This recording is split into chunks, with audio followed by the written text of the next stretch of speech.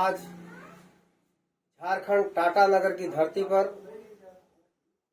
आप लोग मौलिक अधिकार पार्टी के जाबाज सिपाहियों जिस तरह से अपने अतिथि का सम्मान किया है उसके लिए बहुत बहुत धन्यवाद, बधाई आप सबको। मैं एक चीज बताना चाहूंगा, समय कम है, हमारे प्रदेश अध्यक्ष कुछ विषम परिस्थिति में है, मैं उनके दर्द को समझ सकता हूं, इसलिए ज्यादा समय नहीं लूंगा। मुख्य रूप से ये बताऊंगा कि संविधान समता, स्वतंत्रता, न्याय, बंधुत्व के आधार पर लिखा गया है। प्रस्तावना में ही ये लिखित है कि सामाजिक न्याय, आर्थिक न्याय और राजनीतिक न्याय मिलना चाहिए, लेकिन आज की तारीख में ये संभव नहीं हो पाया है। आप लोग देख रहे हैं कि देश के राष्ट्राध्यक्ष माननीय रामनाथ कोविंद जी उड़ीसा में जगन्नाथ के मंदिर पर जो है मंदिर के अंदर नहीं प्रवेश करने पाए, सीढ़ियों पर बैठकर पूजा अर्चना करनी पड़ी। ऐसी स्थिति में संविधान का सरासर उल्लंघन है। और यही नहीं, मैं मान लेता हूं कि वो अनुसूचित जात के थे तो कोई बात नहीं है, लेकिन उत्तर प्रदेश का मुखिया माननीय अखिलेश सिंह यादव जी जब उत्तर प्रदेश की मुख्यमंत्री की कुर्सी को छोड़ते हैं और भारतीय जनता पार्टी के योगी आदित्यनाथ मुख्यमंत्री बनते हैं तो मुख्यमंत्री की कुर्सी को गंगा जल से धुलवाते हैं। धुलवाना तो ठीक है, कोई अगर किराएदार भी होता है तो उसके जाने के बाद कमरे की साफ सफाई कराई जाती है, की जाती है, कोई गुनाह नहीं है। लेकिन सिंहासन को, कुर्सी को गोमूत्र से पवित्र कराना छिड़क करके ये साफ दर्शाता है कि पिछड़ा वर्ग भी जो है सामाजिक बराबरी में नहीं आया है, उसके साथ भी भेदभाव है। योगी आदित्यनाथ ने ऐसा मुख्यमंत्री होकर के किया है जिन्हें संविधान की धारा के तहत तुरंत डायरेक्ट जो है इन्हें जेल होनी चाहिए, लेकिन ऐसा नहीं हो रहा है। चलिए इसे छोड़ता हूं। राजनीतिक न्याय की बात जहां पर है, आज जहां पर देश आजाद हो रहा था, बाबा साहब ने अनुसूचित जातियों के लिए सीटें रिजर्व कर दी, लेकिन हमारा पिछड़ा वर्ग बिखरा हुआ था, ये उस लड़ाई में शामिल नहीं हुआ, जिससे इनके लिए आरक्षण को सुविधा नहीं हो पाई। इनके लिए भी सीटें आरक्षित होनी चाहिए, जिसकी जितनी संख्या भारी उसकी उतनी हिस्सेदारी के हिसाब से आरक्षण होना चाहिए। आज 10% सामान्य वर्ग जो है पूरे भारत देश में 80% सीटों पर, चाहे नौकरी का क्षेत्र हो चाहे राजनीतिक क्षेत्र हो, 80% जगहों पर काबिज है।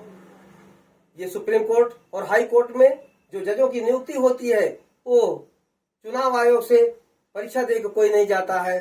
वहां की कमेटी जो है 10 साल की सीनियर बैरिस्टर को, वकील को जो चुन करके उसमें जज बना देती है। क्योंकि उसमें सामान्य वर्ग के लोग पहले से ही काबिज हैं तो उन्हीं परिवार के लोग उसमें जाकर के जज हुआ करते हैं, और ऐसी स्थिति में न्याय मिलना संभव नहीं है। विशेषतर ये कहूंगा, संविधान की भाग 1 में कहा गया है कि भारत का देश का नाम लिखा गया है, it is India that is Bharat, मतलब यह इंडिया है जिसे भारत कहा जाता है। कहीं भी हिंदुस्तान नहीं लिखा है, कहीं भी हिंदू जिक्र नहीं आया है। रही भाग 2 की बात, तो उसमें सिर्फ नागरिकता की बात है। नागरिकता का मतलब है भारत का नागरिक वही है। देश जब आजाद हुआ, बाबा साहब ने लिख दिया कि जो यहाँ का उस समय यहाँ पर निवास करता था, या बांग्लादेश से शरणार्थी आए, या जो यहाँ से पैदा हुआ जनन और अवजनन से। अवजनन का अर्थ है जो भारत का वैज्ञानिक हो चाहे जो हो, दूसरे देश में जा करके वहाँ काम काज के लिए गया और बच्चा वहां पैदा हुआ तो भी वो भारत का नागरिक होगा। लेकिन ये भाजपा की सरकार कोरोना काल लागू करके ये नागरिकता का प्रमाण पत्र मांग रही है। CAA और NRC लागू करना चाहती, 72 साल का रिकॉर्ड मांग रही है, हमारे जनता के पास कहाँ है? जबकि ये लोग खुद विदेशी आए हैं। इसी एनआरसी के कानून के तहत मुसलमान पहले समझ गया है, वो ज्यादा योग्य है, उसने शाहीन बाग में धरना दिया। धरना के कारण जो है मतलब कुछ रुकावट आई और ये कोरोना लाया गया। कोरोना कोई बीमारी नहीं है, जुकाम खांसी जो बीमारी हमेशा होती है वही ये बीमारी है। अब जब भी चुनाव आएगा तब ये जनता मतलब सरकार ऐसी करेगी कि उसको जो है छल बल कल से जो है वोट हासिल करके, चाहे मतलब ये ईवीएम मशीन हो और चाहे उनके गुंडे लफंगे लूट लो बूथ, इस हिसाब से उनको जीतना है। जीत करके गुलाम को हमारे लोगों को कोई कुछ SC ST OBC को गुलाम बनाने की साफ साफ नीयत है। ज्यादा ना करके मैं अगला ये कहूंगा कि हमारे लोग नहीं जानते हो, जान ले कि भारतीय संविधान में भाग 4 ऐसा है जिसमें अनुच्छेद 36 से लेकर अनुच्छेद 51A तक है और उसमें 39 अनुच्छेद का खा गा घा अंगा जनता के हित के लिए कल्याणकारी योजनाएं हैं। इसी में अनुच्छेद 39 का सभी स्त्री पुरुष को समान जीविका के साधन प्राप्त करने का अधिकार है। राज्य सरकार का दायित्व है कुछ उपलब्ध कराए, ऐसा नहीं हो रहा है। अनुच्छेद 39 खा कहता है प्राकृतिक संपदा जल जंगल जमीन पर सबका समान अधिकार है, लेकिन आज जो है सामान्य वर्ग के पास 94% जमीन है, 6% में पूरा 85% जो है का बीज है। हर साल जो है हर 10 साल में जनगणना होनी चाहिए, हर 10 साल में चकबंदी होनी चाहिए। चकबंदी में 10% जमीन कटती है। अगर आज 75 साल आजादी के हुए और 10% के हिसाब से कटती जमीन तो 70% जमीन कटी होती और ये हमारे भूमिहीन गरीबों को मिलती।